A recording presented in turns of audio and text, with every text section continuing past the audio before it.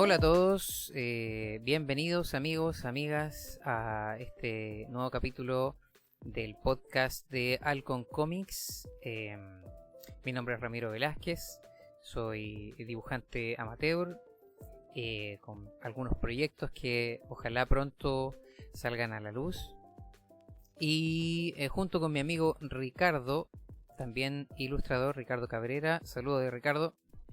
Hola a todos, sean todos muy bienvenidos a este nuevo programa de podcast. Como bien decía Ramiro, esperamos que pasen un buen momento junto con nosotros. Vamos a hablar de varios temas, así que muy contentos también de poder compartir estos momentos con cada uno de ustedes.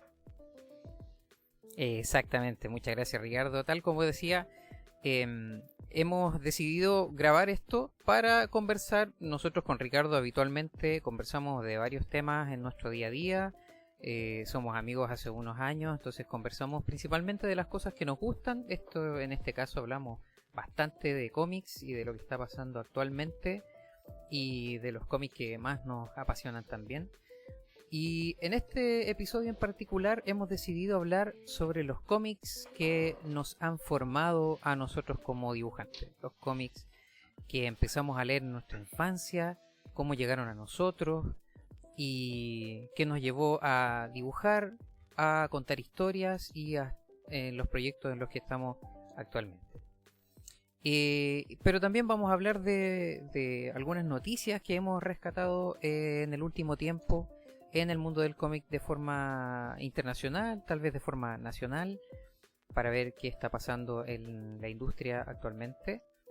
Y este capítulo también vamos a hablar algunas reseñas, vamos a hacer algunas reseñas de cómics que hemos leído, cómics que queremos recomendar y que también han aparecido en el último tiempo, y también unos clásicos que queremos examinar y contarles a ustedes qué nos ha parecido y por qué nos gustaría que los pudieran leer y adquirir. Ahí vamos a estar hablando también de cómo se pueden adquirir y en qué lugares se pueden leer. Así que partimos con las noticias.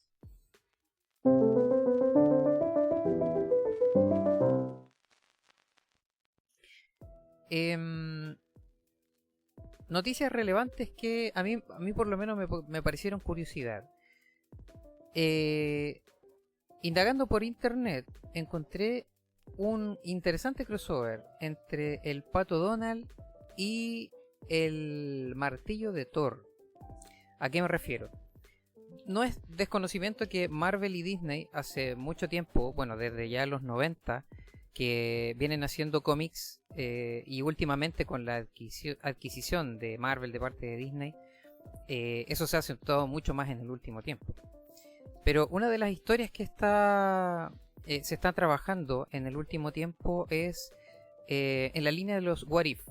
Muchos también recordarán las historias que salieron principalmente como serie animada, pero que también han sido historietas escritas por Marvel del tono What If. ¿Qué pasaría si un escenario alternativo al que estamos acostumbrados a ver algunos superhéroes? En este caso, Marvel quiso también tocar personajes de Disney. Ya habían anunciado que, y creo que ya salió, debería haber salido, parece que en este parece que junio, julio, un cómic sobre el Pato Donald convirtiéndose en Wolverine. Pero me llamó la atención que siguieron con la línea de qué pasaría si el Pato Donald como un personaje principal para otras historias. Y en este caso me pareció muy curioso que el Pato Donald obtuviera los poderes de Thor, en este caso. Básicamente, ¿cuál es la premisa que están anunciando sobre este cómic? Es básicamente una referencia a el primer cómic donde aparece Thor, donde él se revelan sus poderes, se revela su relación con el Mjolnir y cómo este le da los poderes que todos conocemos. Entonces, tanto la portada que ya se anunció, que se puede ver por internet, como la historia y la sinopsis que hacen de What If, en este caso con el Pato Donald, hace referencia exactamente a eso. Es una alusión muy gráfica, con mucho respeto también, pero muy divertida de los personajes del Pato Donald. Y por lo que también se anuncia en internet, lo que anunció Marvel propiamente tal, no solamente el Pato Donald va a estar en estas historias, van a incluir a todo el elenco de las Pato Aventuras, que nosotros conocíamos acá en español. En inglés creo que se conocía como Uncle Scrooge, creo que era el nombre del tío rico en inglés.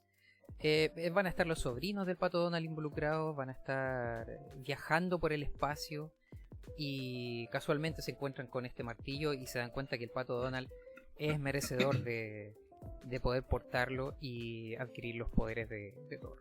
Me pareció bastante interesante ese anuncio, esta nueva línea que según Marvel van a ser varios números más con varios otros personajes de Disney, pero me gustó mucho que se centraran en este personaje del Pato Donald, que para nosotros puede haber resultado en nuestra infancia de muy bajo perfil, tal vez un personaje no tan relevante como Mickey Mouse y los otros personajes que siempre salían a la luz.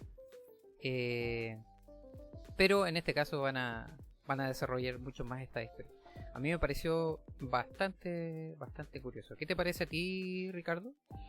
Mira, a mí también me parece bastante curioso y bastante entretenido, porque generalmente se da la oportunidad de tomar ciertos cómics o personajes que en su momento fueron creados con una temática un poco más seria o quizás más juvenil, pero al hacer este tipo de cambio permite que los niños también vean cómo podría haber sido el Pato Donald en esa situación. Entonces, más allá que verlo como algo, como un cambio infantil, que se podría decir que es así, lo encuentro entretenido, encuentro que es llamativamente entretenido el que tomen un personaje tan conocido como el Pato Donald y mezclarlo con un personaje que gracias a las películas fue conocido, porque en el momento antes de lo que eran las películas de Marvel no se conocía mucho el personaje de Thor,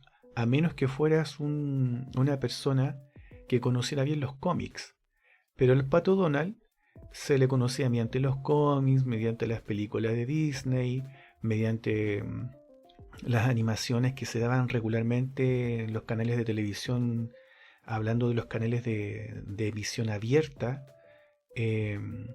Entonces verlo en este tipo, y creo también, si es que no me equivoco, como decías tú, vi a Mickey con el escudo del Capitán América, vi a Goofy con la armadura de Iron Man.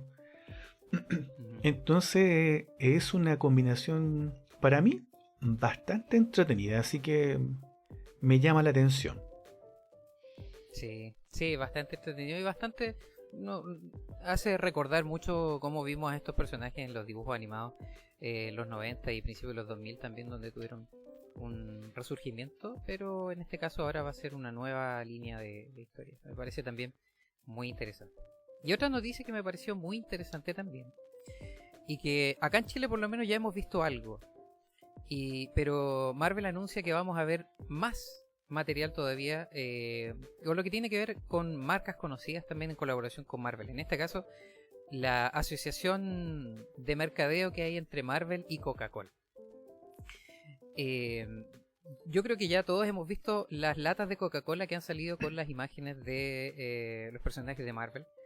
Y nos pareció curiosidad, tal vez dijimos, bueno, esto no es nada nuevo. Muchas veces Coca-Cola se ha asociado con otras imágenes para sacar tanto sabores nuevos como diseños novedosos en sus artículos.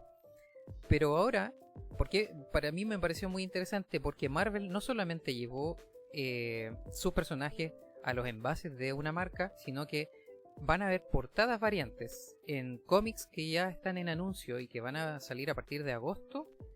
Portadas variantes con relación a Coca-Cola. O sea, vamos a ver personajes de Marvel con algunos, yo vi portadas algunos un poco jocosas, un poco chistosas, pero otras involucrando directamente a la marca con el consumo en sus portadas. ¿Y por qué también resulta interesante? Porque muchas de esas portadas, en muchas de esas portadas participan dibujantes y coloristas de renombre. Hasta por mencionar algunos, aparecen Salvador La Roca, Todd Knock, Paco Medina. Son varias otras portadas. No sé si son 6. Creo que son unas 6 a 9 portadas. 6, 8 portadas.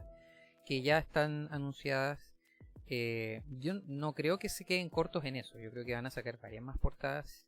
Dependiendo de cuánto tiempo tiene de relación esta alianza entre Marvel y Coca-Cola. Así que vamos a ver bastante anuncios en portadas. Me recordó cuando habían anuncios en los cómics de los 90, 80, 90, cuando habían publicidad entre medio de las páginas de los cómics. En este caso va a ser directamente en la portada de un cómic. Así que me pareció bastante interesante. No sé qué te pareció a ti, Ricardo, este anuncio.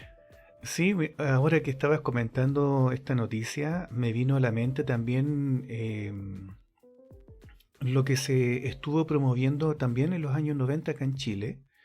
Y no sé si habrá sucedido en otro país también de habla hispana, en donde la DC Comics en algunos dulces, y creo, me parece también la Warner, que es propietaria de Looney Tunes, también puso algo muy parecido con el Pato Lucas, con Batman, Flash, Superman, que hubo una época en donde la animación de los super amigos era tan conocida que utilizaron todo lo que podían hacer en el marketing para explotar esos personajes en caramelos, en dulces, en jugos que son, acá en Chile nosotros le decimos jugos a esas pequeñas cajas o bolsas pequeñas que contienen refrescos, que quizá en el país donde la gente no está escuchando tiene otro nombre,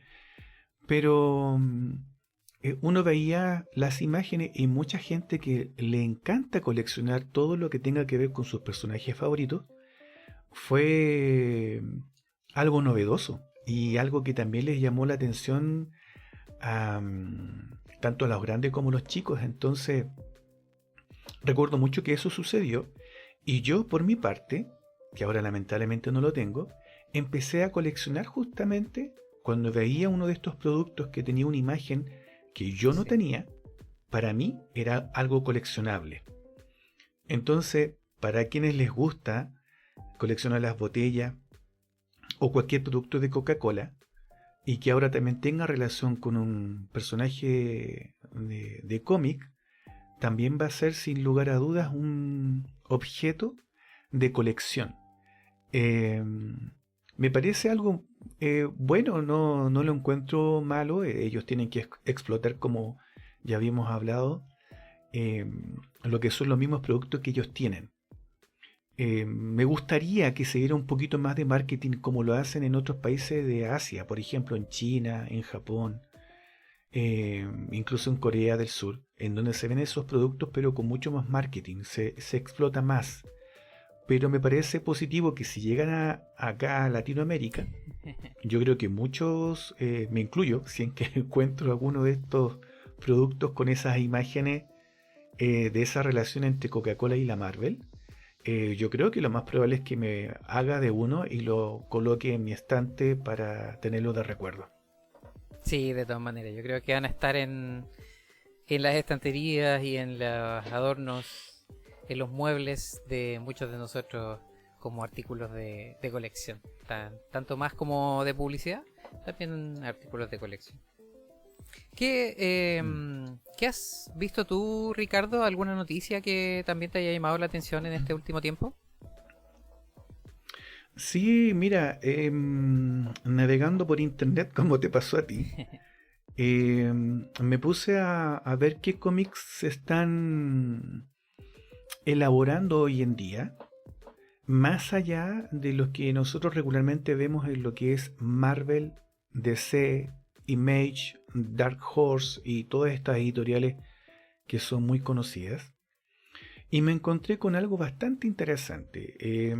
Me encontré con que una editorial que se llama Titan Comics, que seguramente como es norteamericana se debe pronunciar Titan Comics, va a producir en Estados Unidos una novela gráfica sobre Jimi Hendrix. Y esta novela gráfica es un cómic que, que al parecer va a tener, no, por lo menos la información que logré recopilar, en esencia dice que es una novela gráfica, pero da a entender que posiblemente tenga una serie.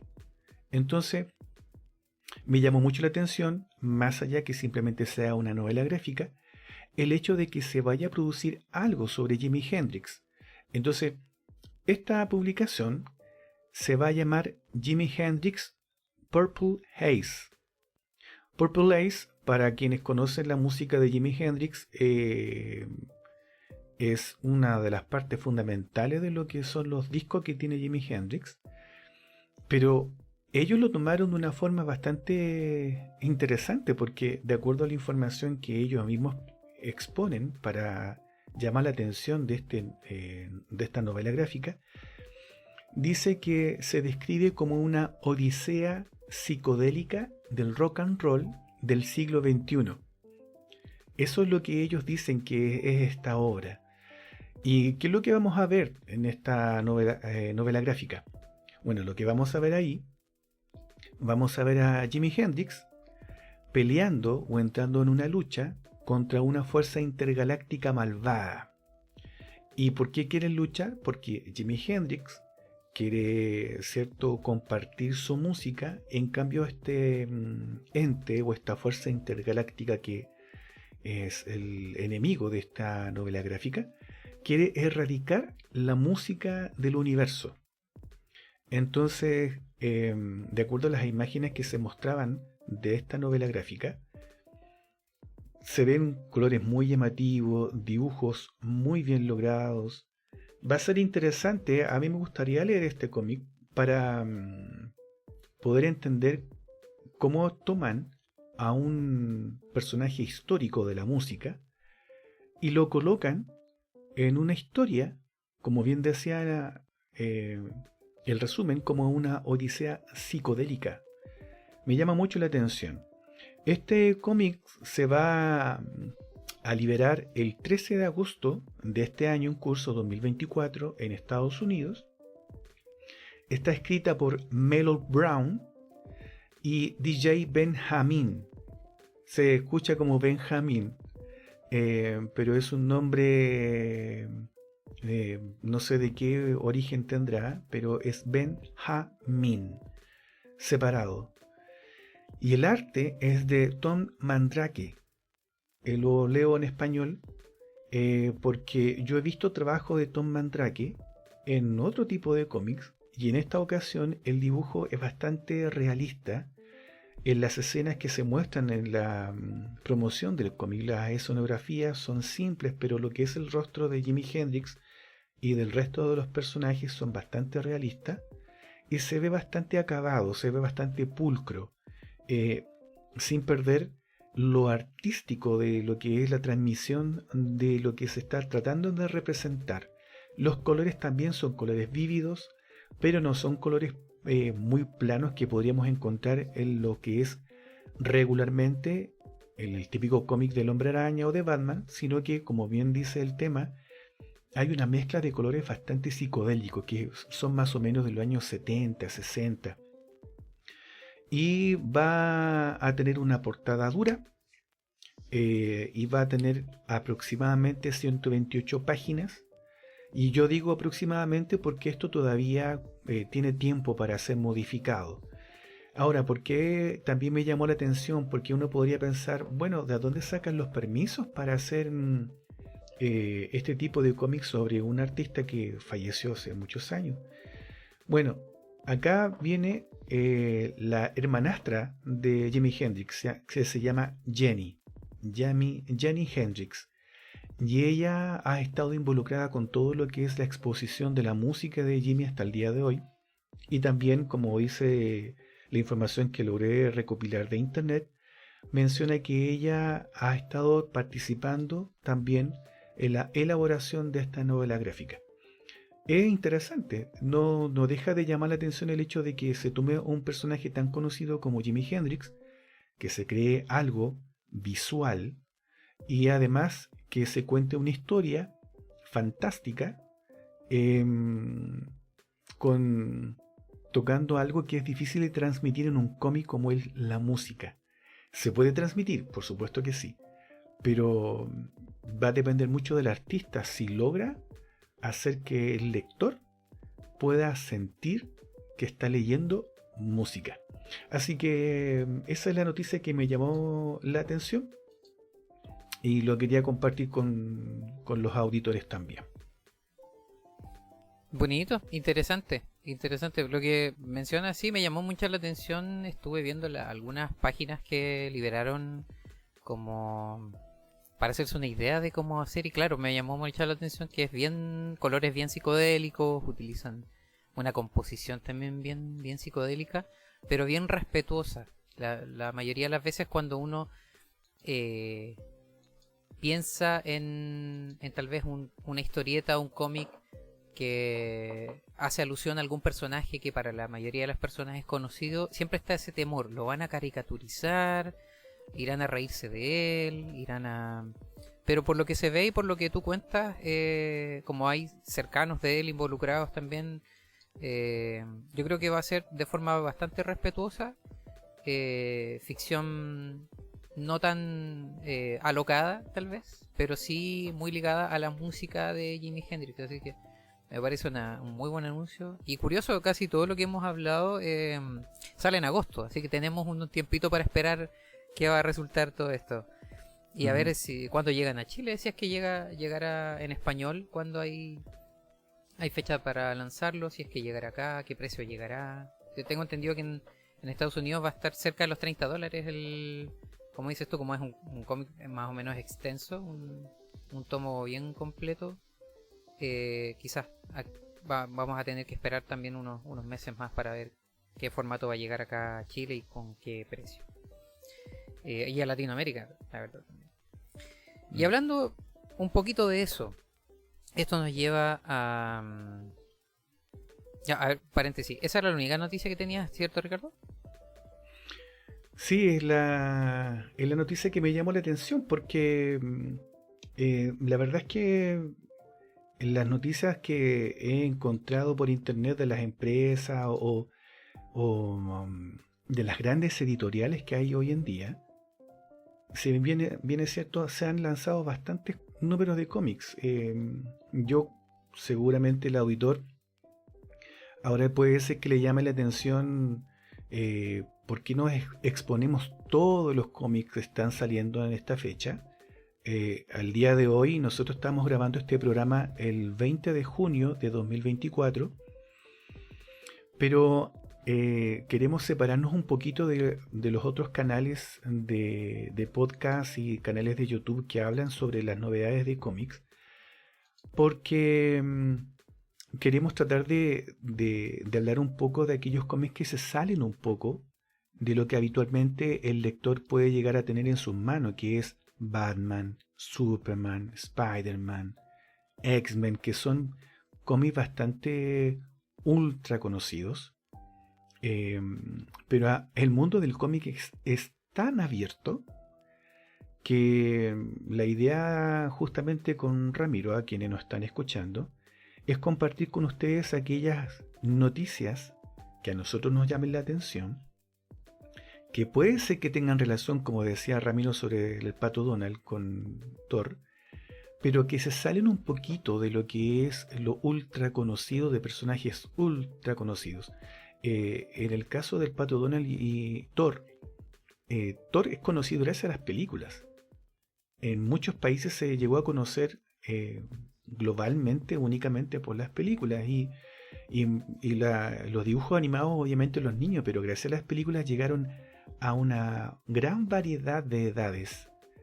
En cambio el Pato Donald hace muchos años que ha llegado a las familias completas, tanto del más adulto al más niño. Entonces las noticias que vamos encontrando van orientados justamente a eso, a aquellas cosas que sean muy particulares.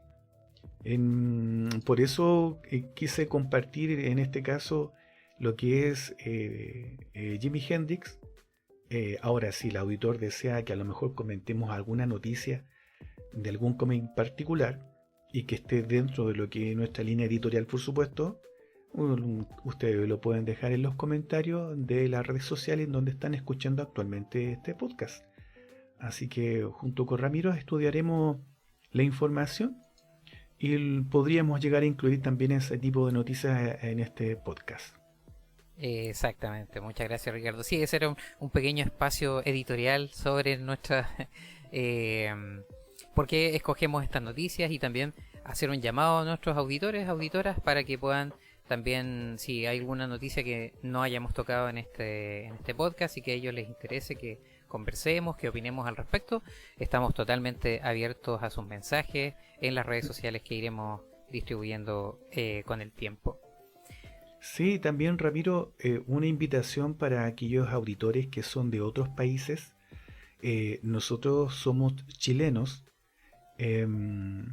pero queremos que no solamente los auditores chilenos compartan, ¿cierto?, los cómics que tienen a mano acá en nuestro país, sino que invitamos también a nuestros auditores que son de otros países fuera de Chile, a que también nos cuenten la realidad de los cómics que llegan a sus manos, y si tienen alguno que sea interesante o alguna noticia que quisieran que nosotros pudiéramos conversar o indagar un poquito más, también les hacemos la invitación a que nos puedan hacer los comentarios justamente en esta red social en la que están escuchando este podcast.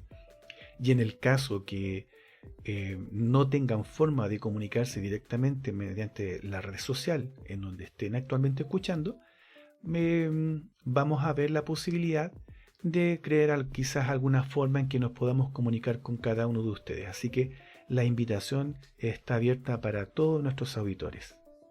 Muchas gracias, Ricardo, por esa excelente invitación.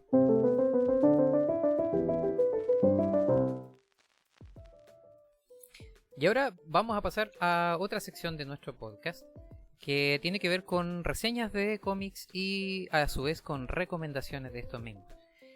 Y en mi caso particular he decidido llevar esta parte de la sección tomando siempre dos cómics. Uno de un corte más contemporáneo, tal vez que se haya lanzado recientemente o en el último tiempo. En este caso traigo un cómic chileno y un cómic también clásico, un cómic de antaño que tal vez no se lea mucho, que tal vez se haya dejado un poco de lado o que tal vez no sea tan conocido, pero que por la trayectoria puede sonar muy interesante. El primer cómic del que yo quiero hablar es El enigma de Pedro del Río, de autora Paula Polillana Martínez. Paula Martínez es una dibujante y guionista de la región del Biobío de acá de Chile. Y El enigma de Pedro del Río, en los datos duros, es de editorial Ariete. Lo pueden encontrar en la página web de Ariete, en sus redes sociales también. Y en la parte un poco más técnica del libro, otras personas que participaron en él en color, por ejemplo la asistencia de colores de Valentina Bañares, y en los diseños, rótulos, corrección de estilo, los otros detalles técnicos están Germán Valenzuela, editor de Ariete, y Fabián Sáez, un colaborador también de Germán y de Ariete Producciones como editorial. ¿De qué se trata El enigma de Pedro del Río? Tal como se menciona en la contraportada del libro, en la noche de Año Nuevo de 1993, específicamente en la noche justo del 31 de diciembre de 1992, desaparece misteriosamente un artefacto histórico de mucha importancia para la misma región del Biobío, para Concepción y sus alrededores. Ahí, en el mismo libro, van a encontrar bastantes lugares reconocibles, y para los que crecieron o nacieron en los 80-90 también se van a sentir identificados con la época. Y cuando desaparece este artefacto, el principal sospechoso es nuestro personaje principal del libro, Eleuterio Cornejo. Es inculpado inmediatamente, principal sospechoso como menciono, porque casualmente él había terminado una novela en la que se relatan hechos de una desaparición muy parecida. El autor material, que después se revela en la historia mientras vamos avanzando, toma elementos de este libro y a medida que se va desarrollando, vemos el desarrollo, valga la redundancia, de personajes, la relación que hay entre ellos y cómo resuelven de ahí el título, el enigma de Pedro del Río, porque el artefacto que se pierde es precisamente de este personaje, Pedro del Río. Y bueno, para no hacer más spoilers, no voy a hablar más de cómo se sigue desarrollando la historia hacia su final. Pero sí puedo anunciar que es, y por qué recomiendo su lectura. Porque hablando de la historia, hablando del guión en sí, es muy sencillo, es muy fácil de leer. Ahora, esto no lo hace menos importante que otras historias. Al decir que es un guión sencillo no me estoy refiriendo a él de una forma negativa, sino de una forma liviana. Tiene una lectura tan simple que te permite disfrutar rápidamente mientras vas leyendo y avanzar sin tener que estar repensando tanto lo que va aconteciendo. Las viñetas no están cargadas de detalle, no tienes nada que estar buscando de forma oculta. Tiene algunas pequeñas referencias históricas, como mencionaba, a la época, pero que te hacen la lectura un poco curiosa, un poco chistosa, un poco cómica, pero contribuyen también a que la historia sea vista de esa forma. Tiene personajes muy divertidos, muy dinámicos y te llevan rápidamente hacia el final, hacia dónde va la historia. No te desvía en ningún momento, sino que todo contribuye a que vayas resolviendo junto con ellos el enigma. Y aunque en algún punto de la historia tengas claro para dónde va o no, es interesante llegar hasta el final. Hablando acerca del arte, el estilo de dibujo de Paula Martínez, es muy muy bonito. Las expresiones de los personajes, la composición de las viñetas, la orientación de lectura, está todo técnicamente muy bonito y muy bien hecho. Eso también facilita que avancemos rápido en la historia y que se haga también agradable a la hora de ir viendo las expresiones, viendo los personajes y viendo cómo se comportan y cómo se desarrollan hasta el final. Con respecto a los personajes mismos también puedo decir que están muy bien introducidos. No se da mucha más información que no necesitamos. Entonces, por lo tanto, cuando se presenta un personaje nuevo, que están básicamente en las primeras páginas de la historia, puede ella perfectamente abocarse a continuar con el desarrollo de los acontecimientos sin detenerse en tanto desarrollo de personaje, pero lo que conocemos de ellos nos hacen bastante fácil familiarizarnos con ellos y también empatizar con la historia que se va desarrollando hasta el final. Como digo, es muy, muy fácil de leer, es muy sencilla, pero tiene mucho contenido, porque una vez que lleguemos al final nos vamos a dar cuenta que tiene bastante que nos deja pensar. Nos deja pensando en las personalidades, en circunstancias, en hechos del día a día y también en hechos de nuestra vida misma. No sé si de forma intencional o tal vez sin querer, la autora nos lleva a reflexionar en ciertos ámbitos del día a día. Así que me pareció eso muy interesante, que si le das una doble lectura te permite sacarle bastante provecho a esta historia. Se hace corto. Yo me demoré aproximadamente unas 2 horas en leer el libro completo. Pero de verdad que dan ganas de releerlo y de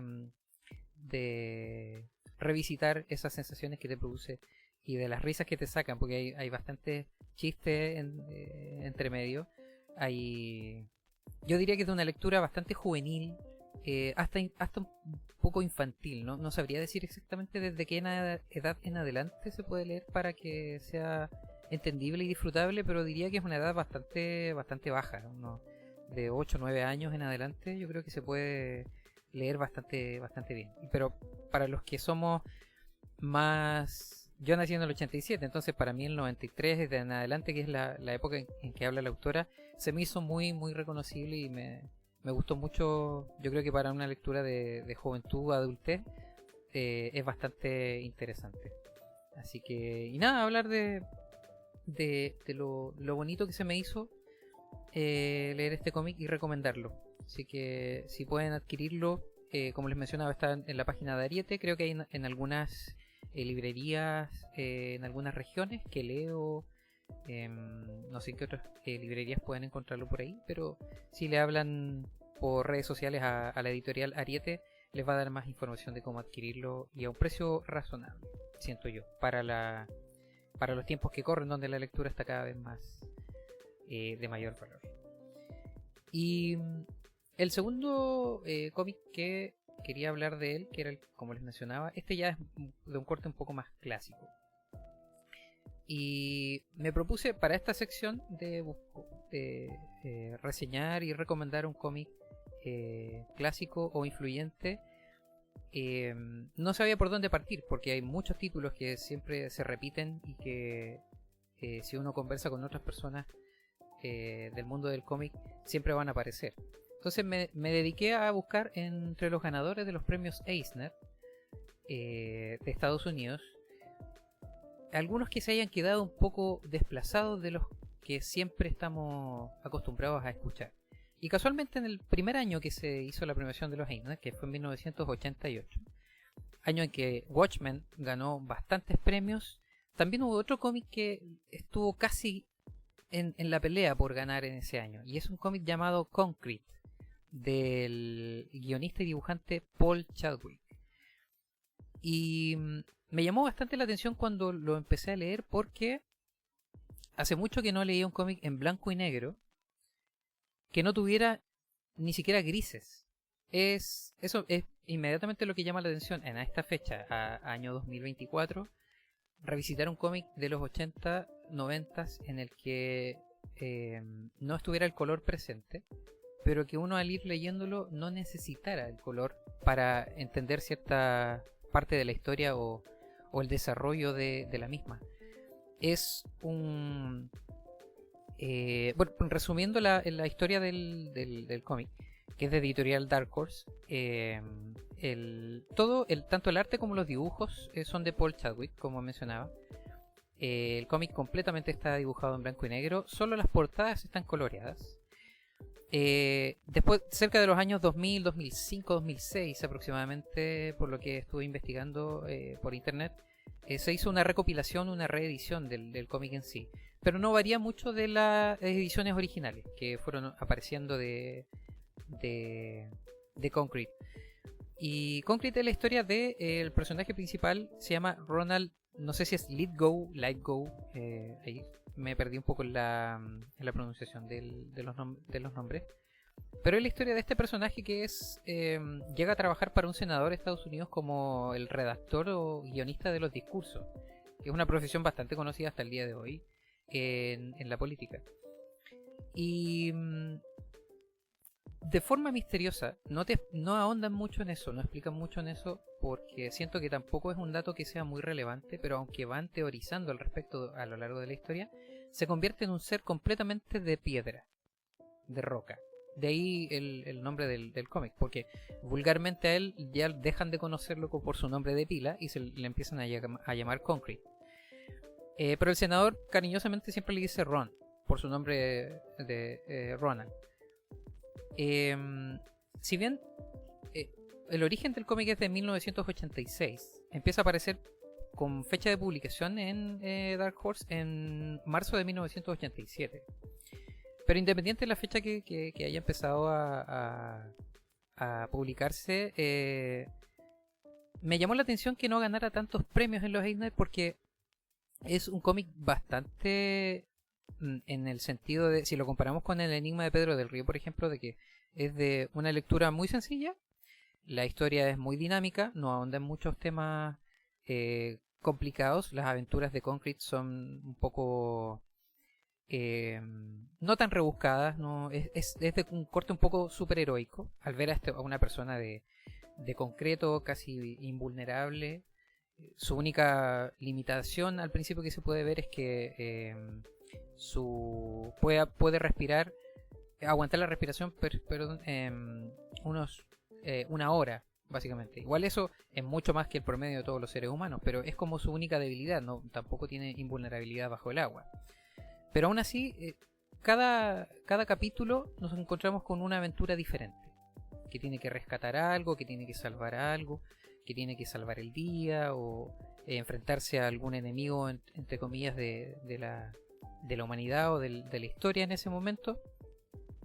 Pero llama la atención que entre viñeta y viñeta, en el que ocurre una relación bastante cómica entre los personajes de la historia, hace pequeñas reflexiones a la vida misma también. Hace pequeñas reflexiones a cómo estamos viviendo, cómo nos tomamos ciertos estímulos del día a día, cómo nos tomamos el trabajo, el estrés, cómo nos tomamos las circunstancias familiares, los amigos, las relaciones amorosas también. Entonces, de repente, uno está leyendo muy entretenido y te hace como un poco detenerte y pensar en la vida misma de uno. Y eso lo encontré muy interesante, que siendo un cómic de corte, no siento que tenga una línea definida. No se siente que es como un cómic superheroico, porque es un héroe el personaje al fin y al cabo, pero dentro de la historia trata también temáticas que son bastante profundas. Entonces me llamó mucho la atención, es muy interesante, no es tan largo tampoco, la versión por lo menos que encontré yo tiene 10 historias. Tengo entendido que la última que se hizo son 7 tomos que compilan todas las apariciones de Concrete, tanto en historias en solitario de Dark Horse, como también apariciones que tuvo entre medio de otras antologías de Dark Horse.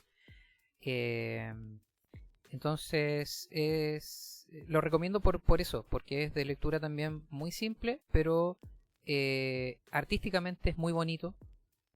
Te da la sensación, cada viñeta te da la sensación de que fueran fotografías de alto contraste, en blanco y negro, pero con líneas de expresión muy definidas, con escenarios igual muy detallados. Entonces el trabajo artístico de Paul Chadwick es muy bonito, pero va muy de acuerdo a la historia también. No sobrecargar de información la viñeta, sino que cada historia, que tampoco está sobrecargada de textos, para hacer sentir una mayor profundidad de lo que está pasando, no, tampoco cae en ese tipo de historia. Entonces se hace bastante equilibrado. Y bueno, ese año fue bastante premiado en otros ámbitos, pero como digo, Watchmen ganó en ese tiempo por algo. Yo creo que tal vez fue un poco desplazada en el tiempo, pero me gustaría que algún lector que la pudiera encontrar por internet, cuesta encontrarlo, tengo que ser sincero, a mí me costó encontrarlo para poder leerlo por internet, pero hay unas copias en español, creo que Editorial Norma la publicó después de los 2000 en la recopilación que hicieron de los tomos recopilatorios de las historias de Concrete, pero también se pueden encontrar con sus versiones originales en inglés de Dark Horse. Así que esas serían mis 2 recomendaciones. El enigma de Pedro del Río, de Ariete Producciones, autora Paula Martínez, y Concrete de Paul Chadwick, de Dark Horse. Ahora, Ricardo, quería saber qué nos traes tú hoy día. Bueno, yo traigo un cómic que se le conoce como cómic, pero también como novela gráfica por el formato en que después se editó. Es un título que es bastante conocido en Latinoamérica y en algunos lugares de Europa. Y creo que no tanto así en Norteamérica, pero para la mayoría de los lectores del cómic, este que voy a hablar ahora es algo fundamental para quienes les gusta la lectura del cómic. Este cómic se llama El Eternauta. Y este cómic fue escrito por Héctor Germán Oesterheld y dibujado por Francisco Solano López. Bueno, este cómic es en blanco y negro y no se conoce a plenitud si hubieran más personas involucradas en lo que es la edición del cómic, pero obviamente siempre se le atribuyen tanto a Héctor como escritor y a Francisco como dibujante la autoría completa de este cómic. Bueno, este cómic originalmente fue editado por la editorial Frontera entre los años de 1957 y 1959 y tuvo su inclusión en la revista Hora Cero semanal, que se publicó, ¿cierto?, durante esos años que acabo de mencionar. Después se sacó otra edición, que era el Eternauta 2, y en este caso ahí cambió la editorial. Ahí fue Ediciones Record que lo editó para el año 1976. Y lo interesante es que acá se continuó la historia que se había hecho en la primera edición. Lo continuó haciendo Oesterheld, y también Solano López continuó lo que es el dibujo. Y un punto interesante y triste también, porque Oesterheld lo siguió escribiendo, o más bien dicho lo hizo, el Eternauta 2, mientras estaba escondido, porque para esa época en Argentina había dictadura militar. Acá en Chile también lo tuvimos, y en realidad muchos países han tenido dictadura militar, así como otro tipo de gobierno, y este escritor durante ese periodo se estuvo ocultando, y mientras estaba oculto escribió el Eternauta 2. De ahí pasamos a el año 83, y para ese año la misma Ediciones Record publicó el Eternauta 3, pero ahí cambiamos al guionista, al escritor, porque ya Oesterheld había fallecido, y toma a cargo la escritura de esta historia Alberto Ongaro, y el dibujo pasa de Solano López a Oswald y Mario Morhaime. Entonces esta edición, obviamente después de que desapareció Oesterheld, estos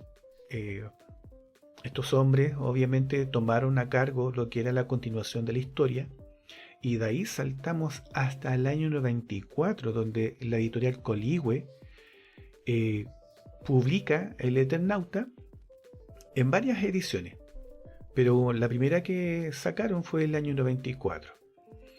Y obviamente con los años que vinieron después ellos siguieron incluyendo ediciones, mejorando por supuesto y restaurando aquellas cosas que en las primeras ediciones no habían salido como debían haber salido. Para el año 97, Planeta de Agostini, que es otra editorial, saca el Eternauta, el mundo arrepentido. Y esta es una serie nueva que está escrita por Pablo Mainstegui, y el arte es Solano López. Ahí vuelve a tomar el arte de Solano López, y fue publicado entre el año 97 y 98. Luego, en paralelo, Norma Editorial, y vamos a hablar un poquito porque no es raro que dos editoriales saquen una misma historia o un mismo libro, porque van en juego varias cosas, y en esto lo que ocurrió con el Eternauta también pasó algo bastante llamativo. Tanto Planeta de Agostini como Norma Editorial, el año 97, sacó también el Eternauta. Y hablando de Norma Editorial, sacó una versión bastante alta en lo que es calidad. Y mucha gente, más que lo que se conoció por Planeta de Agostini, y yo recuerdo haber visto mucha más edición de El Eternauta por Norma, la editorial Norma, no así de Planeta de Agostini. Y de ahí nos saltamos al año 2007. El 2007, una editorial llamada Do Editores sacó una edición especial.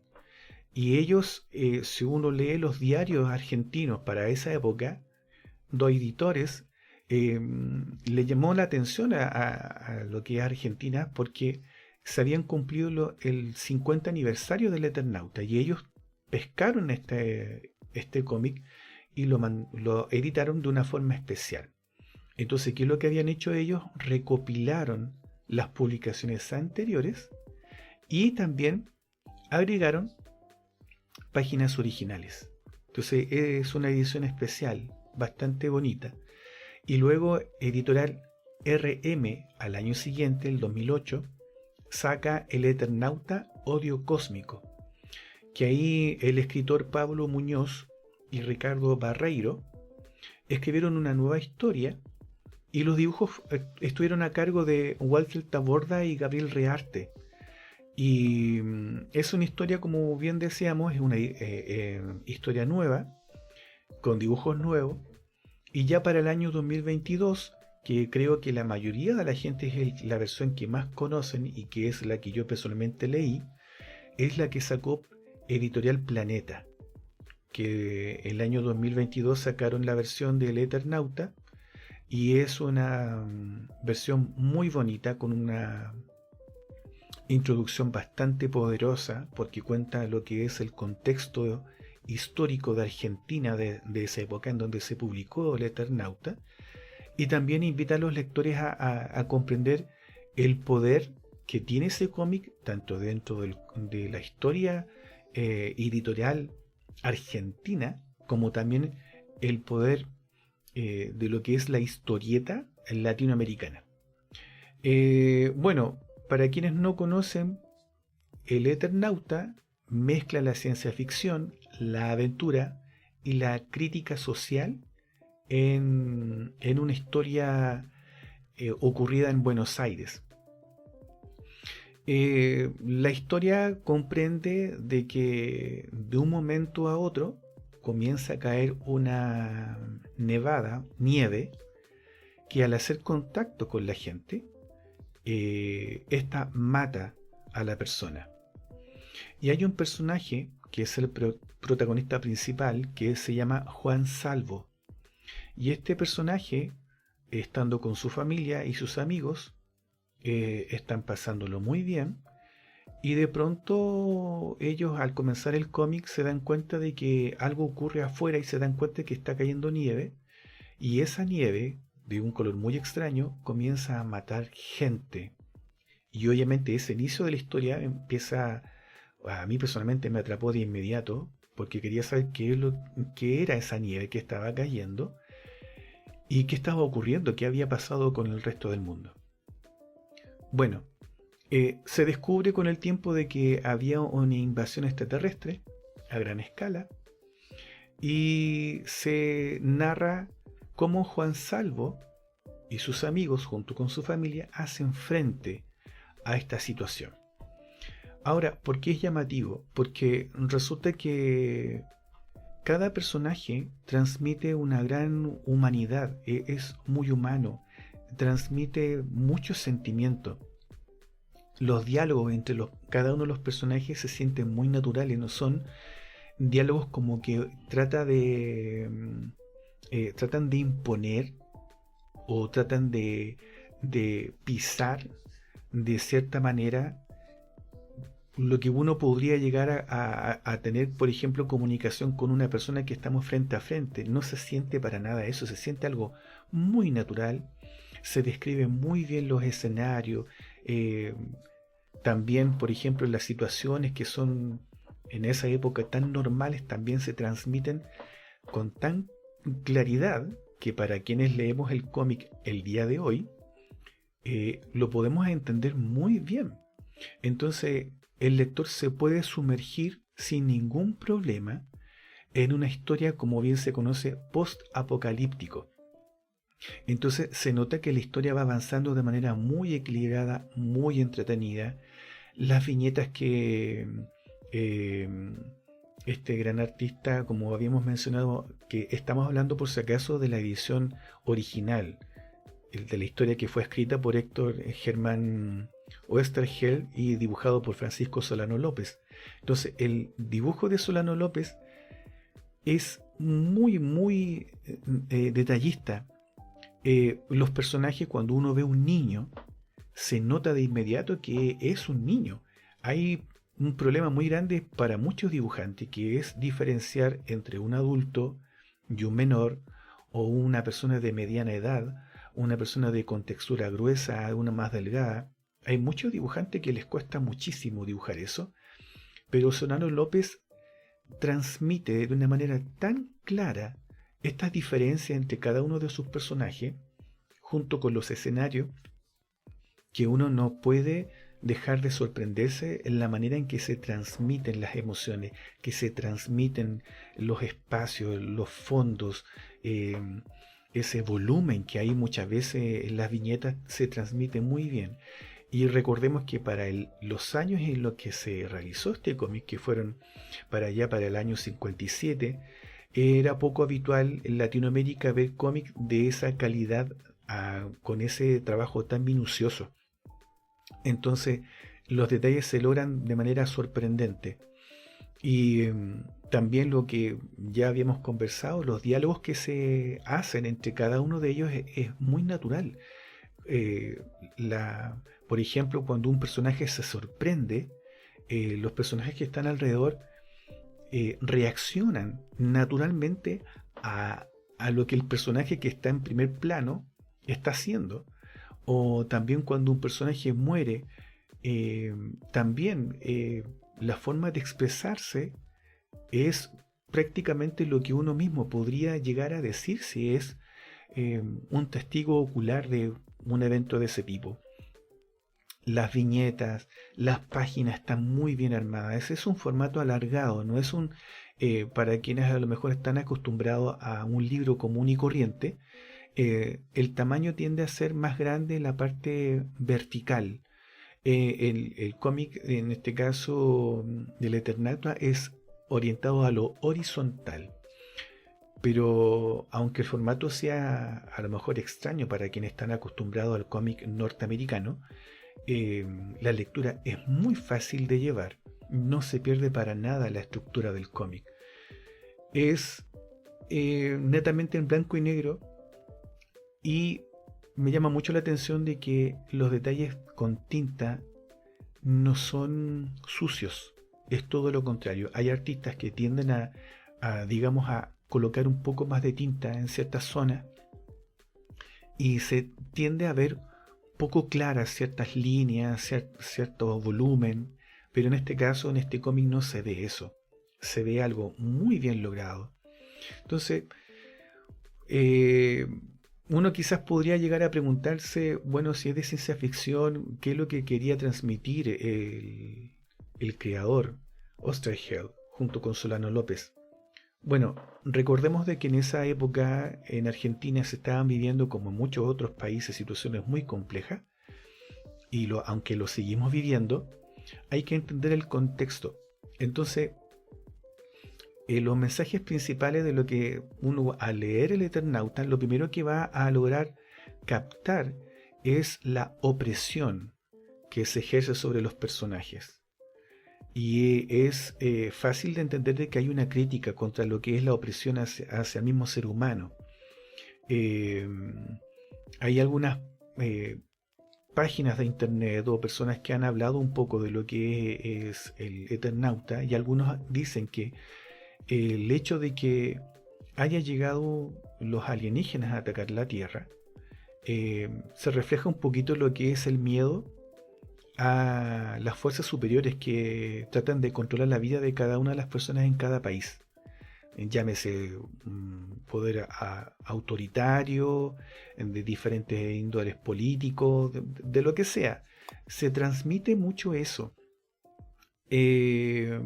Personalmente, yo lo que veo, cuando leí la historia, sentí mucho lo que era el transmitir el temor que sentimos los seres humanos cuando nos encontramos con algo que nos tiende a quitar la libertad, por ejemplo, de nuestra vida cotidiana. Nosotros vivimos el COVID. El COVID-19 fue una enfermedad, un virus que atacó la libertad de muchas personas a nivel mundial. Entonces, algo muy me llamó mucho la atención que yo al comenzar a leer el Eternauta, sin que estos autores increíbles conocieran lo que iba a pasar, se transmitió muy bien ese temor de quedarse encerrado en la casa por el temor a la nieve.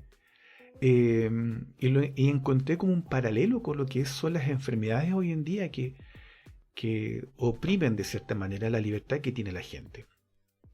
Y por supuesto, comparto también con ustedes, auditores, lo que otras personas también entendidas de cómic, que ven que este cómic es también una forma de demostrar cómo los regímenes opresivos dominaban Latinoamérica en esta época en Argentina.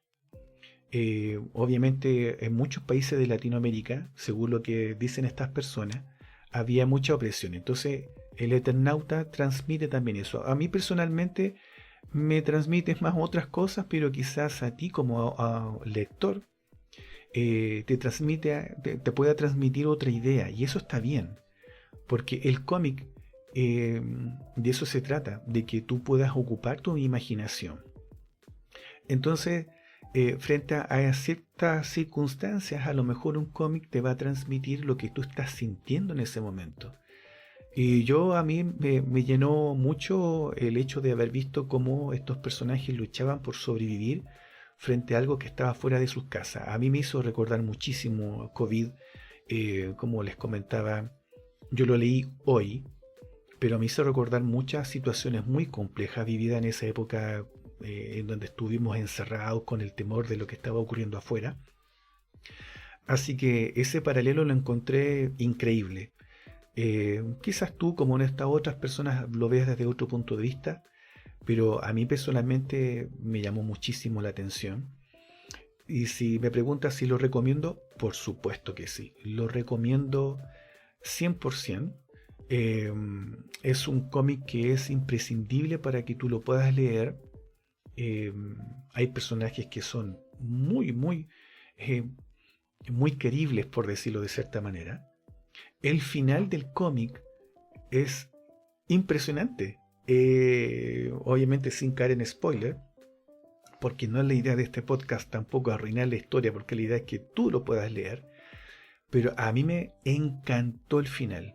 Yo lo recomiendo si te gusta la ciencia ficción, si te gusta una buena historia que no está enfocada solamente un periodo de tiempo de un país X, sino que es algo que sobrepasa el lugar físico, el tiempo. Te va a entretener muchísimo, y especialmente porque transmite mucho valor humano, el cuidado que un ser humano tiende a demostrar por su familia, por sus seres queridos.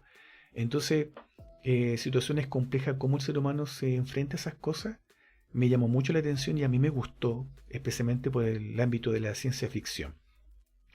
En estos momentos, como les había comentado, en las tiendas de cómics, la editorial Planeta es una portada azul con un dibujo blanco. Es muy bonita la edición que hay.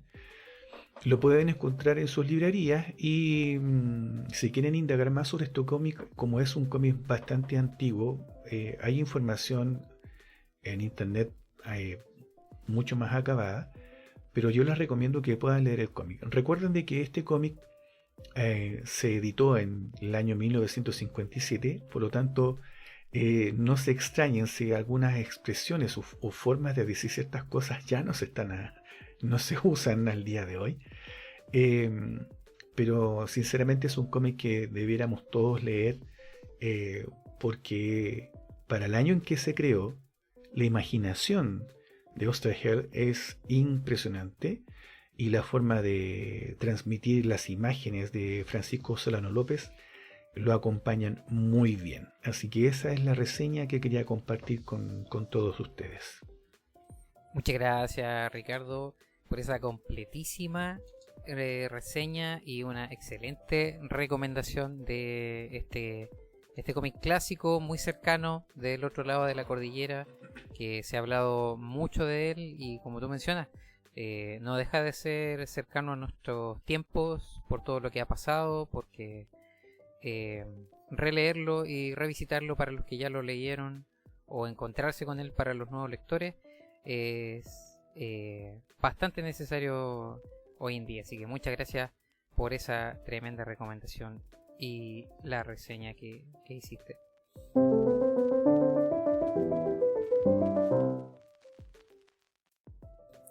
Y ahora vamos a pasar al tema principal de este capítulo, tema que ya anunciamos en el título y en la introducción de este episodio del podcast, y que son los cómics que nos formaron, los cómics que han influido en nosotros, los cómics de nuestra infancia.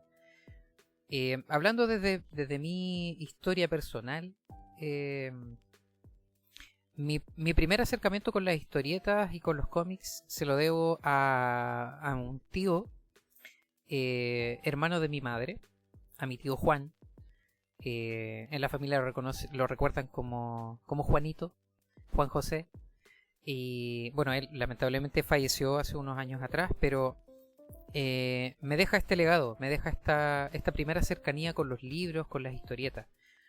Y fue bastante casual, porque él pasó de diferentes trabajos en algún punto a trabajar en editorial, en imprenta. Y específicamente en principios de los 90 él llegó a trabajar en editorial Lord Cochrane y en las imprentas que están ubicadas en Cerrillos. Y debido a eso, tiene que haber sido año 94, 95, mi hermano menor había nacido hace bien poquito, yo creo. Y mi tío empieza a trabajar en la imprenta y en la editorial, empieza a llegar a la casa con material literario. Entonces me llegan no solo los libros escolares que yo necesitaba para la época, sino que también me llega con mi primera revista de corte un poco escolar, infantil, pero no aburrida, no netamente educacional. Llega con la revista Club del Ingenio, suplemento de las últimas noticias del año 1993. No sé si exactamente llegó con los primeros números del suplemento o llega con los títulos que ya habían salido, pero yo recuerdo que empezó, que era una revista que se emitía quincenalmente. Entonces empecé a tener una colección que iba en aumento. Y mi tío no trabajó poco tiempo en la editorial, trabajó mucho tiempo. Entonces me llegó con la revista Club del Ingenio, que además de ayuda a tareas y de material educativo, traía historietas. Traía el Barrabase. En ese momento, muchos tal vez me dicen, o me van a decir, pero ¿cómo no conociste el Mampato, el Condorito? Que para nosotros acá en el país fueron bastante conocidos y bastante formativos. Mi primera historieta fue Barrabases, de Guido Vallejo. Y porque venía en la Club del Ingenio como una historieta más. Entonces para mí llega bastante joven. Y es mi primer acercamiento a la historieta. Bueno, luego de eso yo empiezo a ver ya historietas en los kioscos, en los negocios. Ahí empecé a ver portadas de cómics clásicos. De las portadas que muchos conocemos de DC, Marvel en ese tiempo, portadas de Batman, de los X-Men, de Superman, pero mi tío seguía llegando con estos suplementos, con estas revistas que venían de la editorial Lord Cochrane. Luego pasa a traerme material de Zig-Zag, exactamente por historia, porque estuve tratando de investigar la relación entre Zig-Zag y Lord Cochrane o el mundo editorial en ese momento, y hay bastantes vacíos, por lo menos en internet. Habría que indagar mucho más o conversar con personas del mundo editorial mucho más cercano de la transición. Yo no sé cómo mi tío llegó de pasarme material de editorial Lord Cochrane a editorial Zig-Zag, pero seguía trayéndome material de ayuda a tareas que venían con historietas, y por esos años llega a Chile de mano de La Tercera la revista Papas Fritas, Y la revista Papas Fritas también traía material, juegos didácticos para niños, juegos infantiles, material educativo, informativo, pero también historietas. Y no recuerdo exactamente el formato, pero, o sea, cómo llegó el formato acá a Chile, pero sí recuerdo que mi tío llega con un libro ya. No era un suplemento de un diario, no era un suplemento de un folletín. Llega con un libro de las historias de Antiojito, historieta argentina de Manuel García Ferré, que en Argentina es muy conocido, muy famoso, muy formativo, yo creo también para muchos historietistas y artistas de Argentina. Y a mí me empiezan a llegar todas estas historietas también, de corte infantil, cómico, pero que también dejaban enseñanza, que te dejaban moralejas, lecciones al final de cada historia. De Antiojito y todos los personajes de Hijitus, de todo el universo que había elaborado Manuel García Ferré en Argentina. Entonces mis primeros cómics, a los que yo siempre recuerdo con mucho cariño, fueron estos, los que mi tío me trajo, los que también cuando él pasaba por alguna librería, por un kiosco, por algún lugar y andaba conmigo, siempre me decía, mira, ¿lo quieres? O me compraba libros, me compraba cómics. Y después cuando tuve mis primeros pesitos, ya siendo un poco más grande, primera oportunidad que tuve de pasar por un kiosco, por una librería o por un negocio pequeño en Santiago, me compré mis primeras historietas en papel roneo, en esta hoja ya casi desgastada, amarillenta, no como papel cuché. Aunque ya habían algunas historietas en papel cuché, pero me recuerdo haber comprado mis primeros Batman, X-Men, Spider-Man, de las editoriales más grandes. Pero siempre tuve la reminiscencia de las editoriales nacionales. Siempre quedaron en mi retina Lord Cochrane, Zig-Zag. Y de a poco fui descubriendo el mundo editorial en el último tiempo en Chile y lo que se estaba haciendo ya por ahí por los años. Avanzamos en la historia de los 90 a los 2000, 2010 y me descubro lo que se está haciendo en ese momento en el mundo editorial, propiamente en Santiago, y de las editoriales emergentes que estaban trayendo nuevo material, que no solamente están trayendo material de fuera, sino que estaban publicando historietas de autoría, de origen, de autores nacionales, y ahí empiezo también a adquirir mucho ya historia más contemporánea. Pero eso, para mí la historieta, las ganas de dibujar, pasaron de ser un ejercicio de pasatiempo de niño, de juventud, a una ya casi herencia de parte de mi familia, y que ahora cuando recuerdo con mucha nostalgia, con mucho cariño, cada vez que dibujo vienen igual a mi memoria los dibujos clásicos que me traían de estas editoriales que mencioné. No sé, Ricardo, a ti cómo llegaron a tu retina tus primeras historietas, tus primeros acercamientos al cómic. Oye, bonita la forma en que llegaron los cómics a tus manos, Ramiro. Sí. Está bastante bonita. Bueno, en mi caso, recuerdo mucho que estaba en mi época escolar también, y creo que es una historia que se repite en cada uno de la gente en realidad, que mientras uno está estudiando le llama la atención algún dibujo o algo y uno quiere conocer más. Bueno, en mi caso pasó justamente eso, que yo era muy pequeño. Y para esa época estamos hablando de los años 80. Veo en el canal de televisión que no vamos a nombrar canales para no tener problemas con esto tampoco. Pero en su tiempo un canal de televisión comenzó a transmitir El Hombre Araña. Y lo daban en las tardes, justo cuando yo llegaba del colegio. Me encantó El Hombre Araña. Entonces yo le pedí a mi papá que me comprara una revista del Hombre Araña porque había visto Acá en Chile, a las tiendas pequeñas de revistas o periódicos que están en las esquinas de cada calle se le conocen como kioscos. Quizás en tu país se conocen de otra manera, pero en estas tiendas, que son muy pequeñitas, porque literalmente están en la calle, yo había visto portadas de cómics del Hombre Araña, y como lo habías visto en la televisión, le pedí a mi papá que me comprara revistas. Entonces él lo que hizo fue llegar un día y llegó con una revista del Hombre Araña, que yo, a medida que pasó el tiempo, me di cuenta de dónde había salido, porque pensé que el Hombre Araña, dentro de mi ignorancia, lo habían hecho acá en Chile. Como hablaba español y la revista estaba acá en Chile, pensé que el personaje era chileno. Con el transcurso del tiempo, me empecé a dar cuenta de que el personaje había salido de una editorial y había hecho me empecé a interesar en cómo llegó una revista norteamericana a Chile.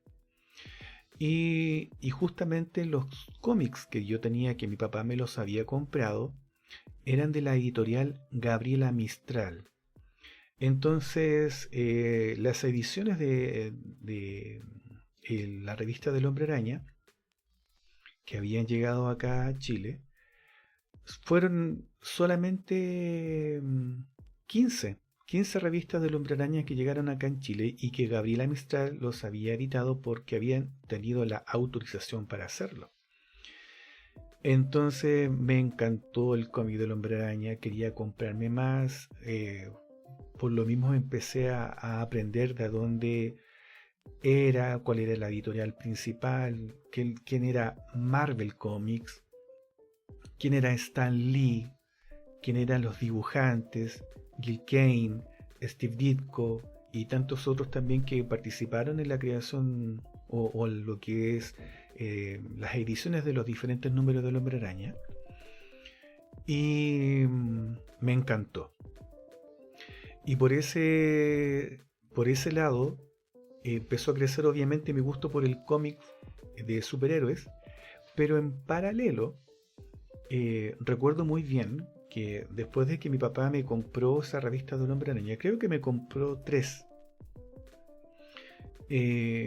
Un tío tenía un cómic también de la editorial Gabriela Mistral, que acá en Chile se encargaba, como ya le había comentado, de editar en español los cómics de estos superhéroes. Tenía uno del Iron Man y también me encantó, pero al costado él tenía Barrabases y me llamó la atención.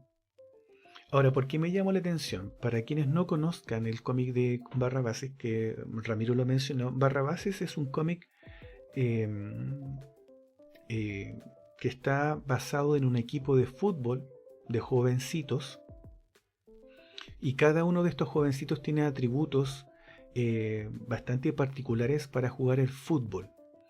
Tiene un entrenador de fútbol, que es Mr. Pipa, y tiene varios otros personajes con nombres muy particulares sacados de la época.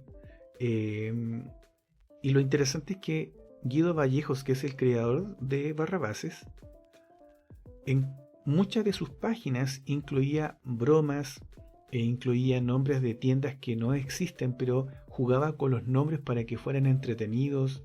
Las historias variaban muchísimo y me encantó. Para ser un cómic chileno que habla de fútbol, era muy entretenido ver en cada cómic los equipos que tenían que enfrentarse. Muchas veces eran equipos conocidos, a veces se enfrentaban con equipos del extranjero, y los nombres de los jugadores eran muy entretenidos. Pero a pesar de que me llamó la atención, el cómic que me llenó en la parte artística, y que fue más allá que el personaje en sí, fue el cómo el artista transmitía las cosas, fue la obra de Temo Lobos, Mampato. si bien es interesante que Mampato no lo inició Temo Lobos, sino que lo inició Eduardo Armstrong, Temo Lobos continuó lo que era Mampato, pero el dibujo de Temo Lobos, gran dibujante chileno, fallecido ya hace muchos años, era de una calidad impresionante porque uno ve los cómics de Disney, que son de corte infantil, muy bien logrados. Temo Lobos, la calidad de su dibujo era incluso mayor que algunos contemporáneos de otros países con una cultura mucho mayor del ámbito del cómics que acá en Chile. Y a mí, siendo tan joven, me llamó tanto la atención que me tocó en un momento visitar a un cantante folclórico en Valparaíso, uno de los lugares acá de Chile. Y él, como anécdota, mientras yo estaba, porque soy del área de informática,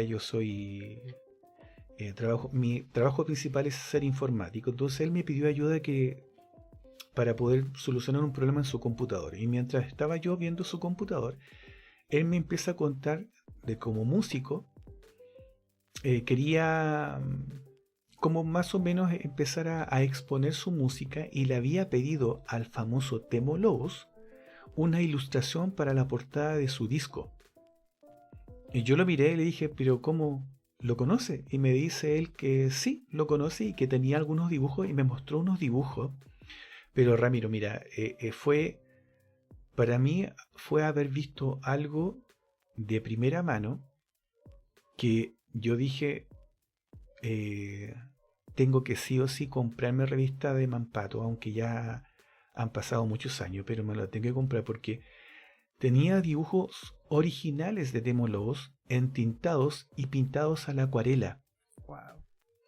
La calidad del dibujo de Temo Lobos era impresionante.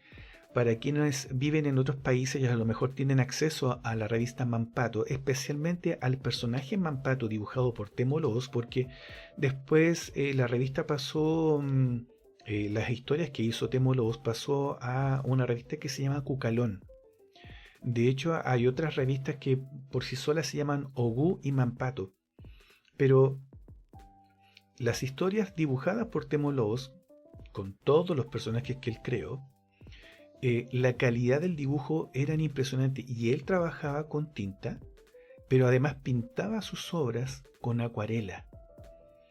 Y la mezcla, yo no había visto nunca, hasta esa época, no había visto nunca a dibujos de primera mano entintados, pintados a acuarela, a mano, pero con una calidad que era, para mí fue lo que me motivó finalmente a comenzar a dibujar cada vez más.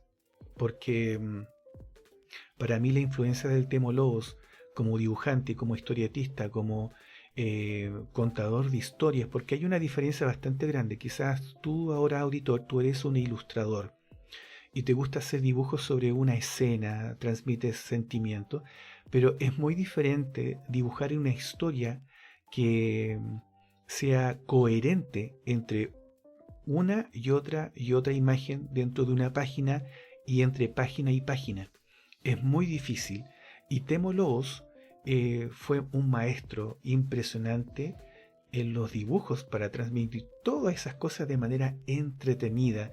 El dibujo de los animales me llamó mucho la atención. Entonces, cuando llegaron a mí esos dibujos, por supuesto que a mí me formó como dibujante. Yo a la fecha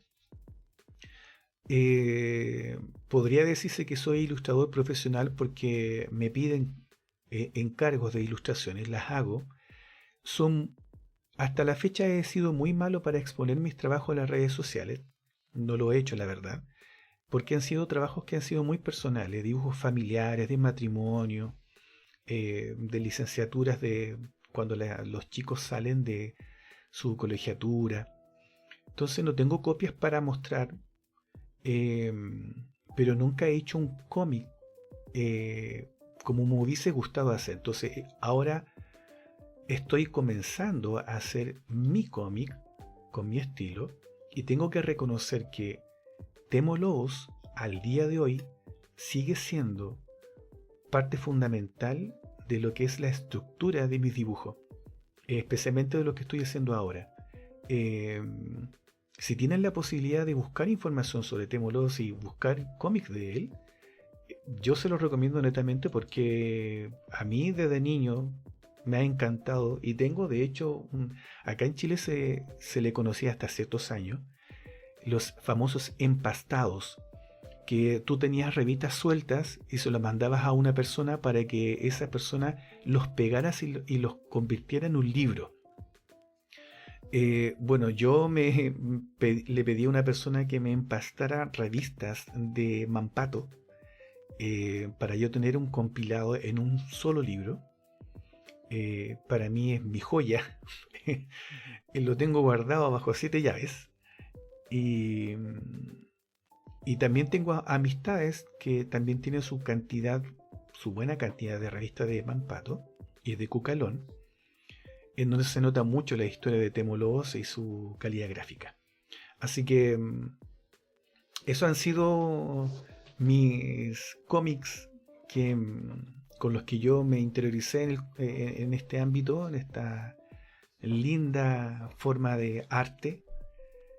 Por su lado, primero con El Hombre Araña, que hasta el día de hoy me sigue gustando el personaje, mi personaje favorito de superhéroe, pero traído por Gabriela Mistral para los años 80. Yo lo vine a ver más o menos el año 86, 87, vine a tener esa revista. Y ya más o menos cerca de los años 90 pude tener en mis manos revista de Mampato.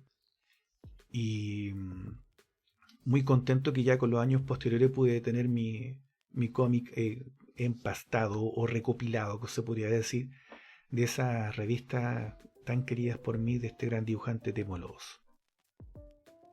Qué buena historia, Ricardo, y qué bonito hablar de esto, que era un tema que lo habíamos pensado antes de grabar este capítulo y sabíamos que iba a estar cargado de información, cargado también a la nostalgia. Y bueno, también lo habíamos pensado un poco para que ustedes como auditores, auditoras, conocieran un poco más de nosotros, de por qué nos gusta tanto este mundo y esta industria del cómic y la historieta, y también compartir con ustedes esas historias. Si quieren contarnos también por las redes sociales del podcast o nuestras redes sociales personales también cuál ha sido su influencia, si quieren también que hablemos de algunas editoriales o de cómo en sus países también, si es que están escuchando desde otro lugar de Latinoamérica, cómo ha sido su acercamiento al cómic y a la historieta en general. Así que de parte de nosotros, muy agradecido. Estamos llegando ya al final de este capítulo, agradeciéndoles por escuchar, por haberse quedado hasta este punto, y también de compartir con nosotros esta linda conversación que hemos querido compartir con todos ustedes.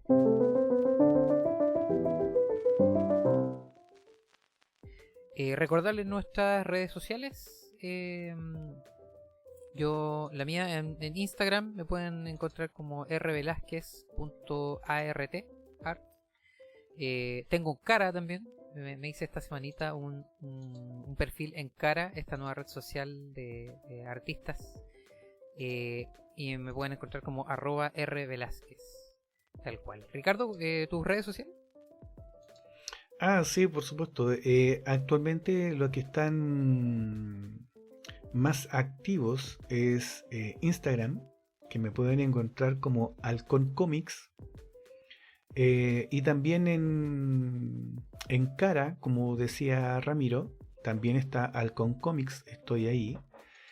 Y prontamente, bueno, si ustedes también tienen la oportunidad, hay otra red social que, bueno, Twitter ahora se llama X, también me pueden encontrar ahí como Halcón Comics. Y hay otra que es Blue Sky, que es una alternativa a Twitter, que también ahí tengo una cuenta que se llama halconcomics .bsky.social, Pero regularmente lo que estoy tratando de hacer es diferenciar un poquito entre cada una de las redes sociales para que se vean cierto tipo de cosas en una y en otra. Como les comentaba anteriormente, no, hasta cierta fecha no era muy bueno para publicar mis dibujos en redes sociales, pero ahora voy a empezar a hacer más regular. Eh, Porque junto con Ramiro tenemos muchas ganas de ampliar lo que es el Concomics. Ramiro es un excelente amigo, como él mismo comentaba, de muchos años. Y queremos que el Concomics llegue a más lectores y también, en este caso, mediante este podcast, a más auditores. Entonces, vamos a ampliar y vamos a colocar en estas redes sociales donde se va a publicar este podcast todas nuestras redes sociales, tanto las de Ramiro como el de quien les habla. Y a medida que vayamos avanzando, le pedimos a cada uno de ustedes también que cualquier sugerencia nos las hagan llegar, las vamos a estudiar y si las podemos agregar, por supuesto que lo vamos a hacer. Exactamente, Ricardo. Así que muchas gracias nuevamente por escucharnos, por estar ahí. Y nos estamos escuchando y nos estamos conversando nuevamente desde este podcast Alcon Comics en un nuevo capítulo. Sí, y también un gran saludo para cada uno de ustedes, si lo están escuchando en su casa, si lo están escuchando en la oficina, para entretenerse un momento también aprendiendo un poquito del cómics. Este es el primer episodio, el anterior, que también seguramente ustedes lo podrán ver bajo el nombre de... No, quizás les vamos a colocar prueba, a lo mejor el programa 0. Pero a medida que vayamos avanzando en los programas vamos a mencionarles qué es la temática del programa siguiente. Y como bien decía Ramiro, cada episodio tiene una temática principal. Para el próximo programa vamos a hablar de una vista a las editoriales nacionales de acá de Chile e internacionales. Entonces esperamos que este podcast lo hayan podido ustedes ya escuchar. Si tienen alguna sugerencia de sus editoriales en sus países, le pedimos que nos hagan mención de la editorial y nosotros vamos a buscar información y la vamos a agregar a este podcast que viene la próxima semana, si todo sale bien. Así que los invitamos a que puedan participar también de este programa. Exacto, así que bueno, esperen con paciencia. Como decía Ricardo, la idea es ir sacando un capítulo cada semana hablando de una temática diferente. Y claro, como ya anunciamos, vamos a estar hablando en el próximo capítulo de editoriales, del mundo editorial, de las editoriales que han surgido en el último tiempo, editoriales clásicas, editoriales grandes, pequeñas, y nos gustaría también saber más sobre editoriales en otros países de Latinoamérica, así que bienvenidos sean todos los comentarios. Nos estamos escuchando en un próximo episodio, entonces Ricardo, muchas gracias y nos estamos despidiendo en esta ocasión. Chao, chao. Chao, que estén todos muy bien.